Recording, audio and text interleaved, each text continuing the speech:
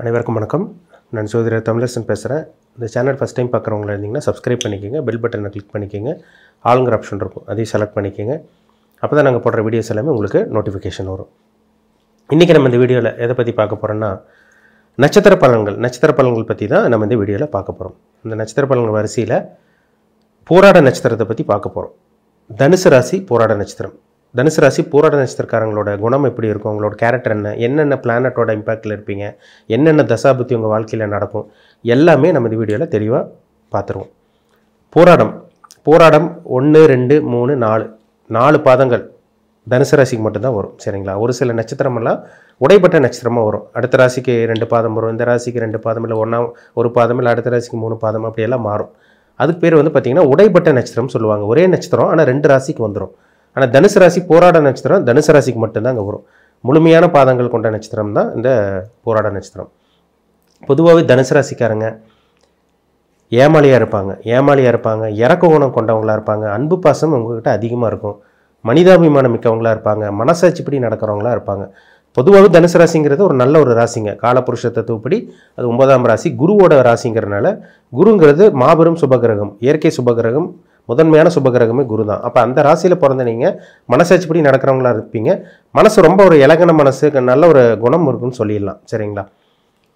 மனிதநேயம் மிக்கவங்க தான் தனுசு ராசிக்காரங்க. அதில் இந்த போராட நட்சத்திரக்காரங்க வந்து பார்த்திங்கன்னா கொஞ்சம் கலகலன்னு இருப்பாங்க, கொஞ்சம் சிரிச்ச முகமாக இருப்பாங்க, ஜாலியாக இருக்கணும்னு இருப்பாங்க, லைஃப்பை நல்லா அனுபவிக்கணும்னு நினைப்பாங்க, நல்ல டூர் போகணும், நல்ல ஒரு இடத்துக்கு போகணும், நல்லா ஜாலியாக என்ஜாய் பண்ணணும் லைஃப் அப்படின்னு நினைப்பாங்க.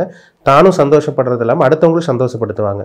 சிரிச்ச முகம் கொண்டவங்களாக இருப்பாங்க இந்த போராட நட்சத்திரக்காரங்க. கலகலன்னு இருப்பாங்க.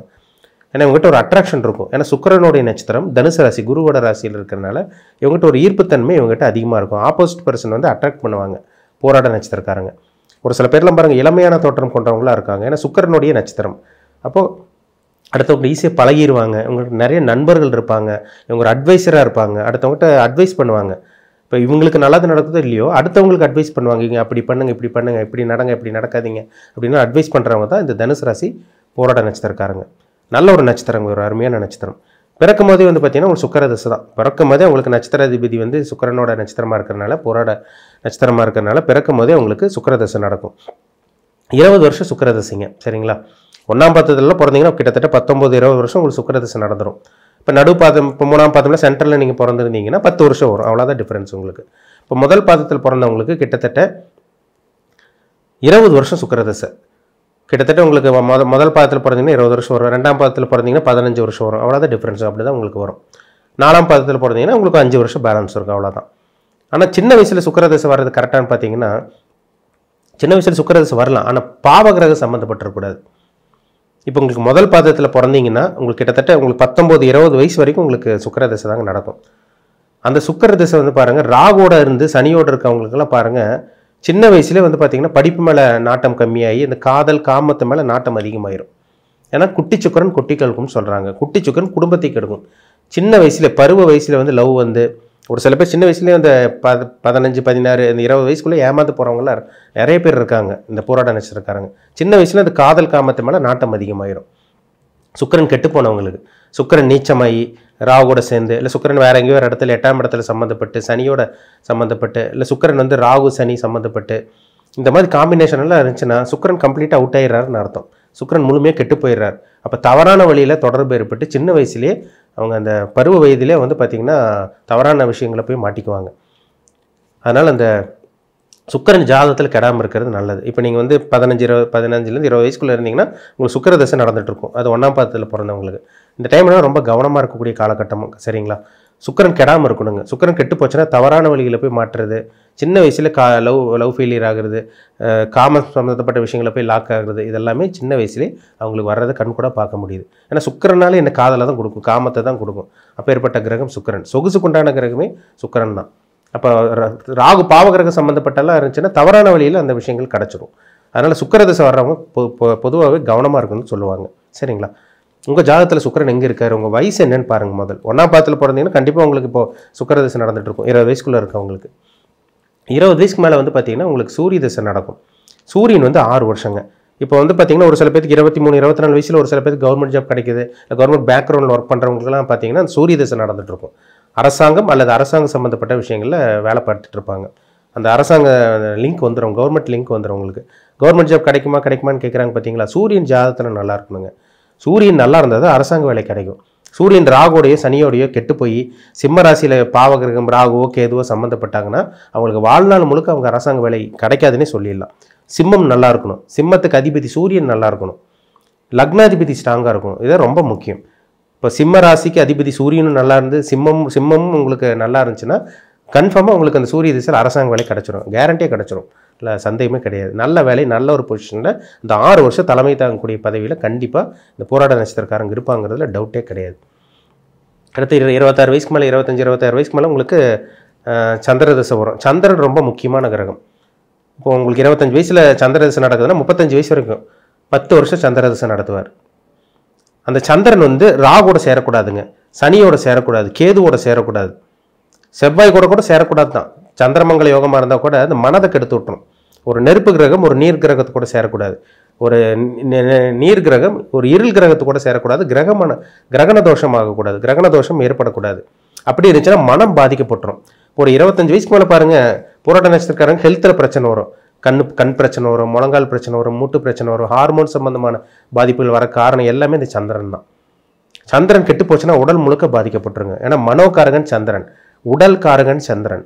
அப்போ உடலும் மனது குறிக்கிற கிரகம் சந்திரன் தான். அப்போ அந்த கிரகம் கெடாமல் இருக்கிற வரைக்கும் ரொம்ப நல்லது. இப்போ சந்திரன் குருவோட தொடர்பில் இருக்குது, இல்லை சுக்கிரனோட பார்வையில் இருக்குது, இல்லை வளர்பிறை சந்திரனாக இருந்து நல்ல ஒரு ஸ்தானத்தில் இருந்து ஸ்தான பலமோடு இருந்துச்சுன்னா அவங்க தெளிவான மனநிலையில் இருப்பாங்க. அவங்களுக்கு தான் குழப்பமே இருக்காது, மைண்டு ஷார்ப்பாக இருக்கும், ஞாபக சக்தி அவங்களுக்கு இருக்காது.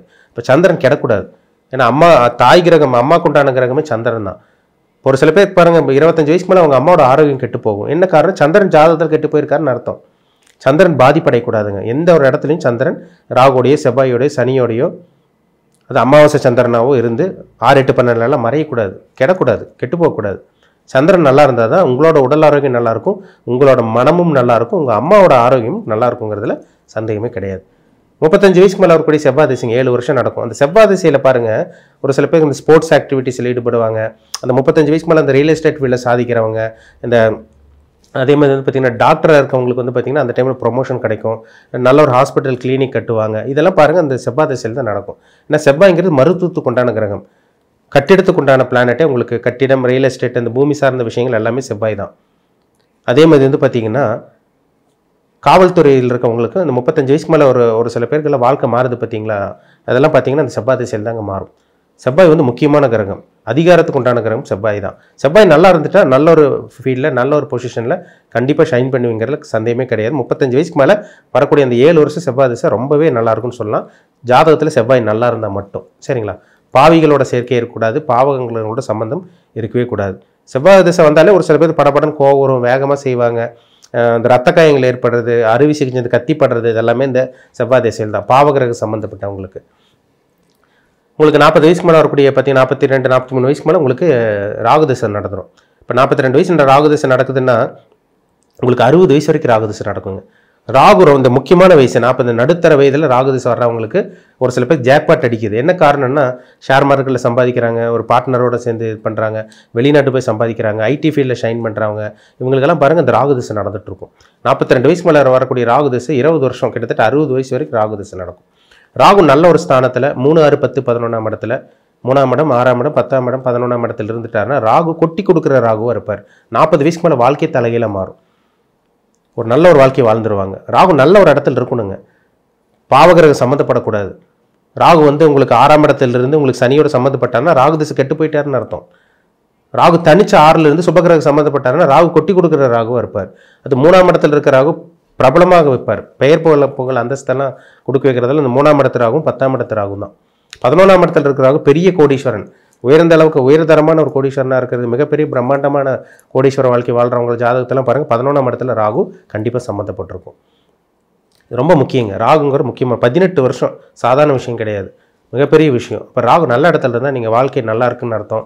ராகு கெட்டு போயிட்டாருன்னா அந்த 40 வயசுக்கு மேலேருந்து 60 வயசு வரைக்கும் வாழ்க்கை ஒன்றுமே இருக்காது, நரக வாழ்க்கையை வாழ போகிறாங்கிறதுல டவுட்டே கிடையாது. ராகு பாவகிரகம் சம்மந்தப்பட்டவங்களுக்கு அந்த பாதிப்பு கண்டிப்பாக இருக்கும். சுபகிரகம் சம்மந்தப்பட்டு நல்ல ஒரு இடத்துல இருந்தாருன்னா அது யோக ராகு, அதிர்ஷ்ட ராகுவாக தான் நிச்சயமாக இருக்குங்கிறதுல சந்தேகமே கிடையாது.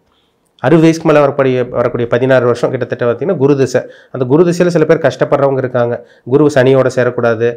அதே ரிஷப லக்னத்துலேயும் உங்களுக்கு துலாம் லக்னத்தில் பிறந்தவங்களுக்கு பாவகிரக சம்மந்தப்பட்ட குரு வந்து நோய் தொல்லைகள் கண்டிப்பாக 16 வருஷம் கொடுக்கறது கண் கூட பார்க்க முடியுது. அப்போ ராகு வந்து ரிஷப லக்னத்துக்கும் உங்களுக்கு குரு வந்து ரிஷப லக்னத்துக்கும் துலாம் லக்னத்தில் பிறந்தவங்களுக்கு குரு திசை அவயோகியாக இருக்குது. சரிங்களா? அந்த லக்னத்தில் பிறந்தவங்க மட்டும் செக் பண்ணிக்கோங்க. உங்கள் ஜாதகத்தில் குரு சுபகிரகங்களோட சம்மந்தப்பட்டிருக்கா பாவகிரகங்களோட சம்மந்தப்பட்டிருக்கான்னு பார்த்துக்குங்க. சரிங்களா? அது ரொம்ப முக்கியம்.